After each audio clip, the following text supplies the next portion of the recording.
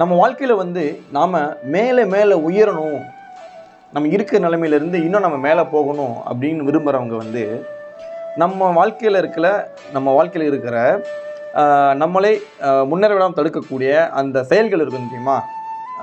தவறான செயல்கள், தூங்குறது, காலம் தாழ்த்துறது, புகையிலை பிடிப்பது, மது அருந்துவது, இது மாதிரி மொபைல் ஸ்க்ரோல் பண்ணுறது, இது மாதிரி இந்த தவறான காரியங்கள் எல்லாமே நம்ம செஞ்சுக்கிட்டே இருந்தோம் அப்படின்னா நம்ம வாழ்க்கையில் வந்து முன்னேற முடியாது.